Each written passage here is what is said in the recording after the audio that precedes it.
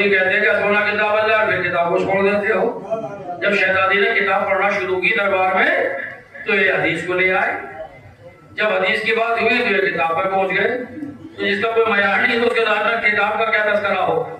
پھر میں نے کہا چلو چلے، اور جیسے ہم چلے تو یہاں چوراہے پہ پہنچے، دیکھا کہ کافی بھیڑ بھاڑ تھی، ٹریفک جام تھا۔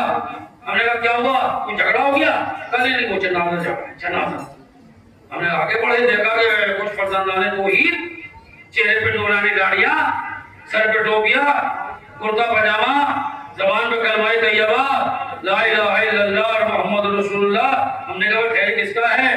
کہ سارے فلاں امام صاحب کا جنازہ ہے، فلاں مسجد کے امام تھے، اچانک گڈھے ہوا دنیا چلے گئے۔ ارے بھائی انا للہ، چلیے صاحب۔ اب آگے جو پہنچے بازار میں تو دیکھا تو وہاں بھی بھیڑ بھاڑ تھی۔ ہم نے کہا بھائی یہاں کیا ہے؟ کہ سب جنازہ۔ میں نے کہا یہاں کون سے مولانا کا جنازہ بھائی؟ یا کون سے امام کا جنازہ ہے؟ اب آگے دیکھا تو وہاں تلک لگا ہوا پیشانی پر، کرتا دھوتی پہنے ہوئے، کاندھے پر ہاتھ لیے ہوئے رو جا رہے تھے، رام نام ستیہ کہتے ہوئے۔ ہم نے کہا یہ کون سے مسجد کے امام ہے؟ وہ بگڑ گیا ہے، بدتمیز۔ کیا ہوا؟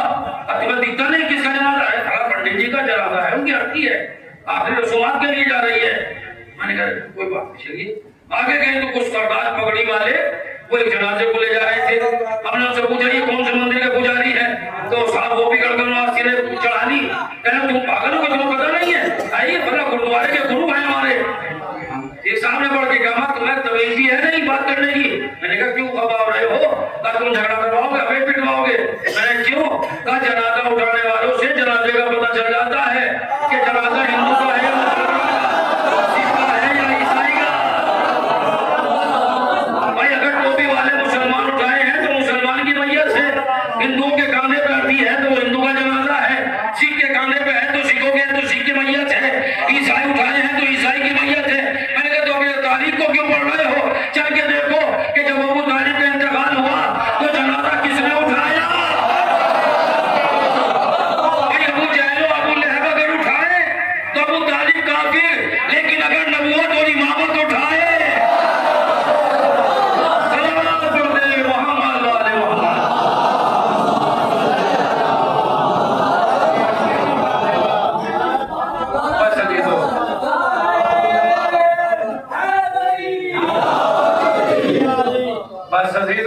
رسالت ادا کرنے کے لیے آپ حضرات بھی آئے ہیں تاکہ رسالت ادا کریں۔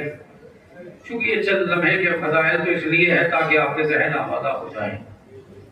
چونکہ یہ رات وہ رات ہے، یہ وہ تاریخ گزری ہے، یہ دن جس میں کربلا کا سوگوار، کربلا کا ماتمدار بابا کو روتے روتے دنیا سے چلا گیا۔ 36 سال میرے امام نے خون کے آنسو ہوئے۔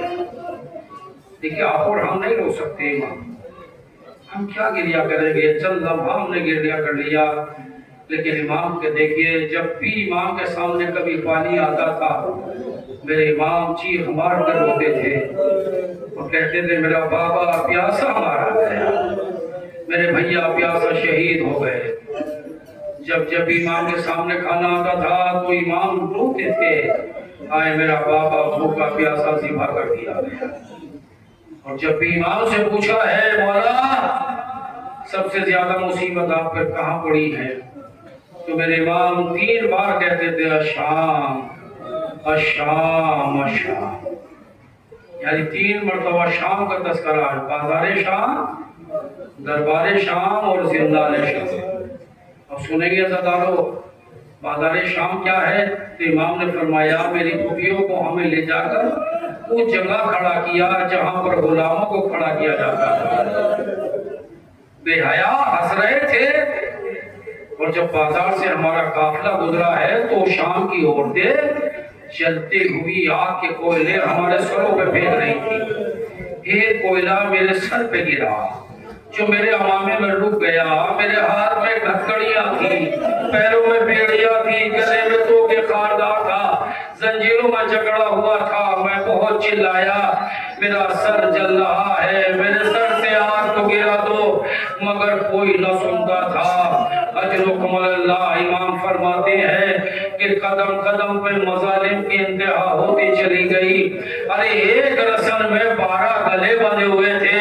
امام فرماتے ہیں سب سے چھوٹی میری 4 برس کی بہن سکینہ، جس کا گلا بندھا ہوا تھا، جب ہم سیدھے ہوتے تھے تو بہن سکینہ تڑپ کے کہتی تھی بھیا میرا گلا گھٹ رہا ہے، بھیا سجاد سیدھے نہ ہونا، ارے میرا گلا گھٹ رہا ہے، میرا دم گھٹ رہا ہے۔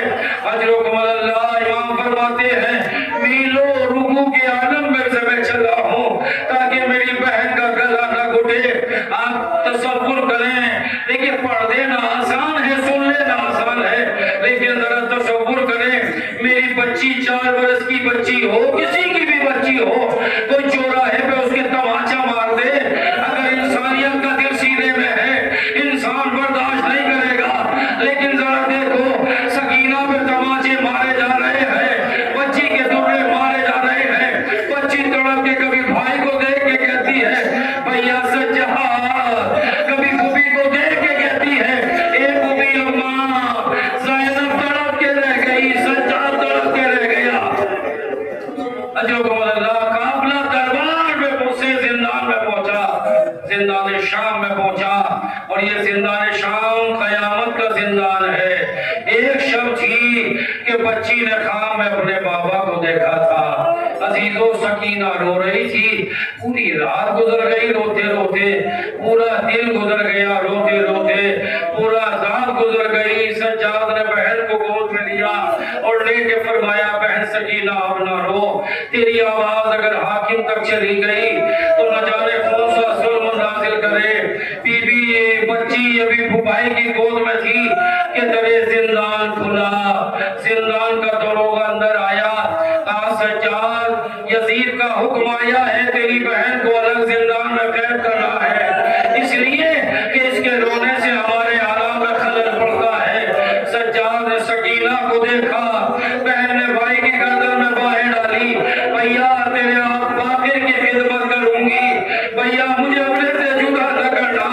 بیمار نے تڑپ کے کہا سکینہ تیرا بھائی مجبور ہے، میرے ہاتھوں میں ہتھکڑیاں ہیں، پیروں میں بیڑیاں ہیں۔ ایک مرتبہ بیمار نے آواز دی اہل حرام بیویوں سکینہ کو رخصت کرو، سیدانیاں پڑھی، کبھی زینب نے رخصت کیا، کبھی ام لیلہ نے رخصت کیا، آخر میں نواب نے بچی کو سینے سے لگایا، جا میری لاڈلی خدا حافظ، جہاز نہ چلا گیا، اب تو بھی جا رہی ہے۔ عزیزو سجاد نے بہن کو اٹھایا، پہلے زندان سے دوسرے میں پہنچے، دوسرے زندان سے تیسرے زندان میں پہنچے، جب 5ویں زندان پہ قدم رکھا سکینہ نے تڑپ کے کہا بھیا یہاں تیرا چہرہ نظر نہیں آ رہا ہے، بھیا اتنا اندھیرا ہے، میرا دم گھٹ رہا ہے۔ 6 زندان میں پہنچی، جب 7ویں پہ قدم رکھا تو ایک مرتبہ دروغہ زندان نے کہا سجاد جلدی سے بہن کو جدا کر۔ ادھر امام نے ہاتھوں کو بہن کے گلے سے باہوں کو نکالا، سکینہ کو بڑے زندان میں ڈھکیلا، اور ایک مرتبہ دروغہ زندان نے اس زندان کا دروازہ بند کیا، دروازے کا بند ہونا تھا، بچی نے سر کو دیوار سے ٹکرایا، آواز دی چچا، ارے میرے چچا اسی دل کے لیے مرنا تھا۔ اجرکم اللہ خدا کوئی غم نہ دے سوائے غم حسین کے عزادارو۔ مدینے میں میرے مولا سجاد سے یہی پوچھا تھا منحل نے، مولا آپ کی عمر اتنی نہیں ہے مگر آپ کے بال سفید ہو گئے، مولا آپ کے چہرے پہ جھریاں ہے، مولا آپ کی کمر خمیدہ ہے۔ میرے امام نے رو کے فرمایا میرا گھر کربلا میں ایک دن میں اجڑ گیا، لٹ گیا، اب تم مجھ سے پوچھ رہا ہے۔ کہا مولا یہ بتائیے سب سے زیادہ کون سی مصیبت نے آپ کو رلایا؟